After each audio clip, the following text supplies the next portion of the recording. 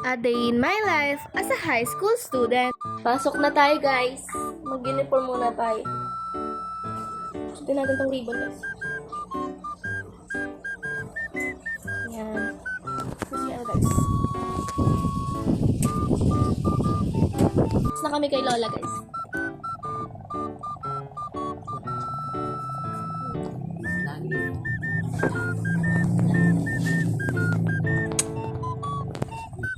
Wait ah. Video niyo pa ako mga. Pasok na ako, guys. Si Yael po pala kanina sumabay kala Tita Nineng. Kasi para di na po siya mamamasahe mamaya sa tricycle. Doon na po siya ibababa sa tapat ng school nila. Ayan nga po, guys, naihatid na nga po ako ni Mama sa school. Pagdating ko nga po sa room, guys, ay wala na nga pong tao. Yun pala, guys, ay pinapila na nga po sila sa covered court. May flag ceremony nga po kasi kami, guys, kasi Monday po. Ayan nga po yung kasabay ko, guys. Siya nga po pala si Brianna. Kaklase ko din po siya. Diretso covered court na nga po kami, guys, kasi wala na nga pong tao sa room. Pagdating nga po namin dyan, guys, ay nakapila na nga po ang mga kaklase namin. Pagkatapos nga po ng flag ceremony, ay pinabalik na nga po kami sa aming mga room. Magsisimula din po kasi agad ang aming first subject. Ito kasama ko, guys. Sobrang laki. Ito, guys. Ito, Ngayon, recess na kasi po namin. Kakatapos lang ng MAPE subject namin. Dito kami ngayon nakatambay. Dito, CR? Malapit sa CR. Diyan nga po, guys, ay kumakain lang nga po kami habang nagchichikahan.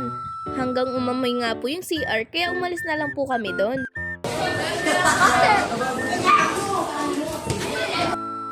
Yan nga po, guys, sa classroom na nga lang po namin tinuloy ang aming pagkain ng aming mga baon.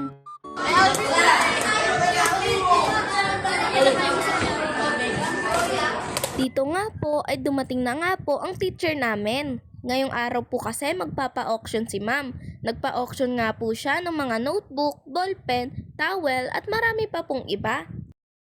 Quarter auction, let's begin with small items muna. Paalala, hindi lahat makakakuha ng Jollibee. Narinig niyo po ba yun, guys? Jollibee? Nung narinig nga po namin yun, guys, ay tuwang-tuwa nga po kami. Kaya yung iba ko pong mga classmate ay pinag-combine po nila ang kanilang mga Meowlars para po makuha ang Jollibee.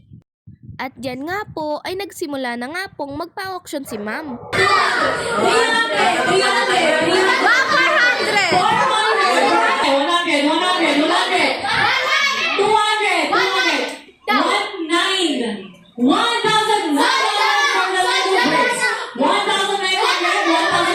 ayan nga po at may nanalo na nga po sa pa-auction ni ma'am. Yan nga pong inabot niya nga po kay ma'am ay Meowlars po.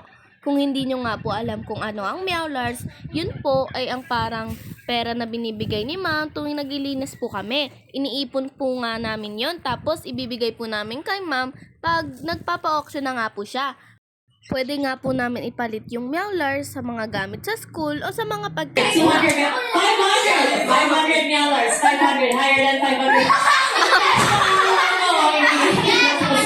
500 Meowlars, 500,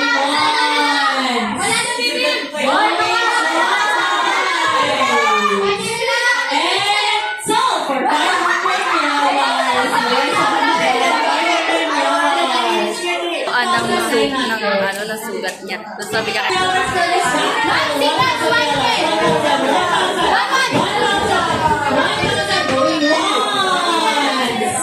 going twice and sold for 1,000 Meowlars.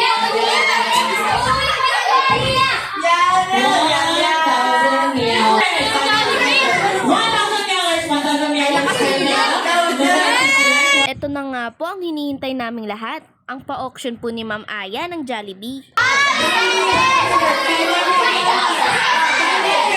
How much? Okay. 1,000. 2,000 for Jollibee Hamburger. 2,100. 2,500.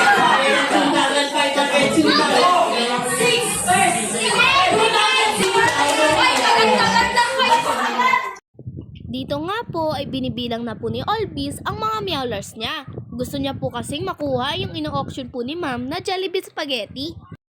Ang gusto ko naman pong makuha sa ino-auction ni ma'am ay yung burger steak. Kaso hindi nga po umabot yung mga meowlers namin. Kaya babawi na nga lang po kami sa fourth auction sa fourth quarter.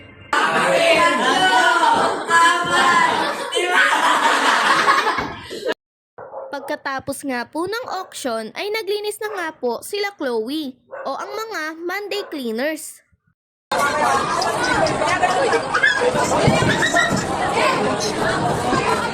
At hanggang dito na nga lang po guys. See you on my next vlog.